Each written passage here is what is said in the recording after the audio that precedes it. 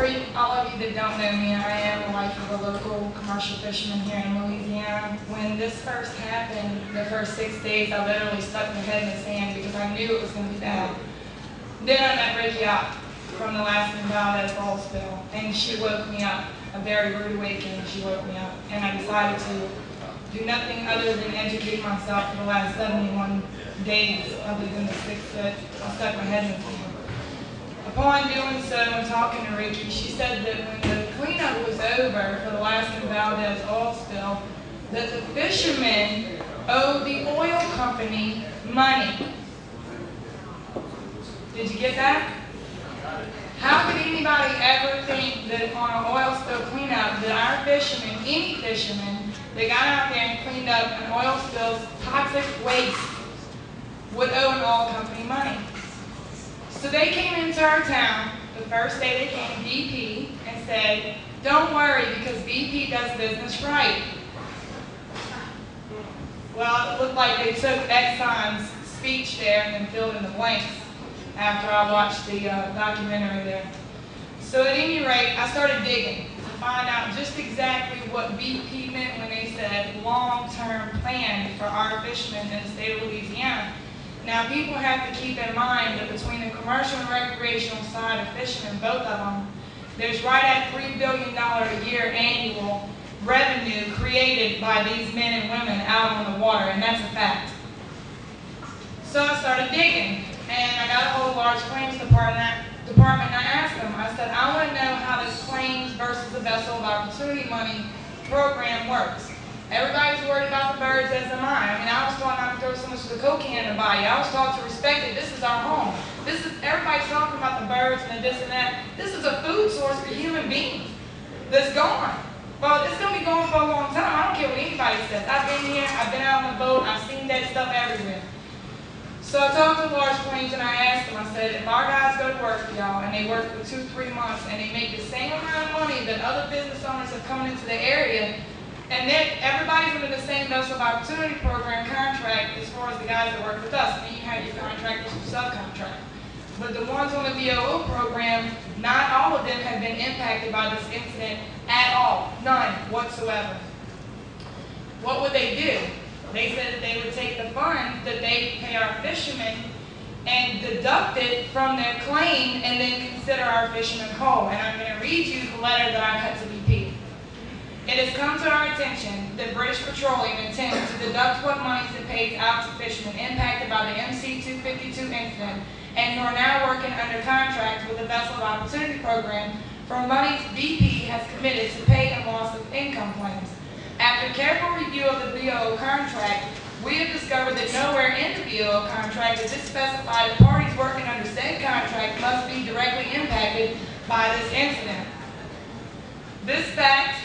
The fact that this submission has allowed any and all persons to work under the VOO program.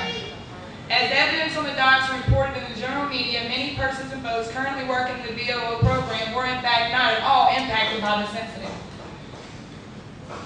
Given these facts, to deny those persons directly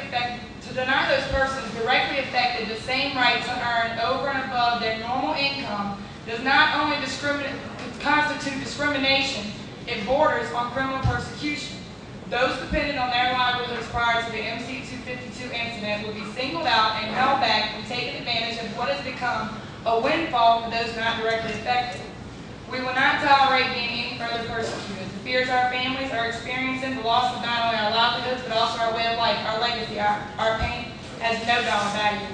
Yes, we will not sit idle while those around us profit hugely from our tragedy, and we are being held at our previous policy by this level. We demand that BP pay us our full claim money and our full VOO money. The two are as unrelated in relation to us as they are to the plumbers, bankers, lawyers, and other people you have working in the VOO contract. We will not accept any response or answer that is not in writing. And they wrote back. Dear Kimber, we are in receipt of your correspondence regarding the VOO program and appreciate your concern. BP will continue its efforts to pay legitimate claims for losses incurred due to the Deepwater Horizon incident. However, federal law clearly provides for adjustments for all income resulting from the incident. All income from alternative employment or businesses undertaken, you're going to love this, and potential potential income from alternative employment or businesses not undertaken but reasonably available.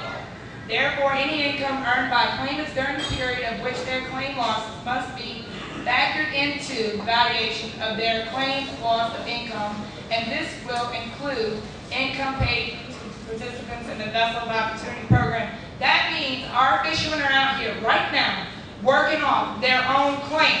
Now, BP gets to take the money from the insurance company, they get to take the money from the tax deductions, and they're going to take it off of the backs, the skin off of our fishermen's backs. I don't think so. I have contacted every fishing organization nationally. Our fishermen are not doormats. They are fathers, brothers, uncles, and sons, and they're hard-working individuals. These are good men. We're not going to sit back and take this quietly. They will not happen. Most of our fishermen do not know this exists. As of today, if I've got anything to do with it, I will stop every one of them every time I see them and hand them a copy of each one of these papers. You know what that's going to do? How about they just shut down? How about we dock our boats? Then what's BP going to do? But we don't want to do that. You know why? Because this is our Gulf that they're destroying. Not only are they destroying it with the oil now and all the garbage that they're putting on top of it with this damn dispersant, every pylon is submerged, broke off wellheads, unlit garbage. The stuff is scattered all over the place, all throughout our marshes and along the shorelines of our Gulf. They leave their garbage here non-stop. When is this going to stop? Now, as far as the moratorium goes, that's a hard thing for me to get into. And I'm not even going to touch that, because that's none of my business. That's to do with the politicians and the oil companies and whoever. I don't even want to get into that. All I'm worried about is saving our Gulf right now and making sure in the things that I'm fishing in, all three industries, our oil industry, our commercial fishermen, and our recreational charter fishermen, and all that support that can put food on their children's table at the end of the week. That's my biggest concern. I wanted to put my kids through college. My husband used to sell $200,000 a year worth of seafood off our boats. Now what am I going to do? BP going to pay for my kid to go to college? I don't think so. They don't even want to pay the claim. They'll pay all legitimate claims? No, we're paying for the claim. We're working on our own claim. I mean, where do we go from here? They won't use it. A bioremediation, Louisiana State Department of Wildlife and Fishery, LSU scientists got 30,000 gallons been ready before the oil ever hit the marsh. It's still sitting on a pallet somewhere. All the different technology that could have been used and could have been and should have been, move forward and get out of the way. If you can't do your job, you know what? If you can't do your job, what happens? You get pink slip, you buy it. Somebody else comes in and they replaces you. Bottom line. You know, I mean, I've done this for 70 days, non-stop, oil spill, oil spill, oil spill. I moved my kids out of my parish. I had my friend come down and pack my kids and take my kids because my kids was getting sick. They want to talk about people letting their kids swim along the beaches and stuff. I've got a whole computer out there loaded up with photographs sent to me from people all over the country who thought these commercials made everything okay. So they brought the kids to the beach and they let them get in the water, and guess what? Hives,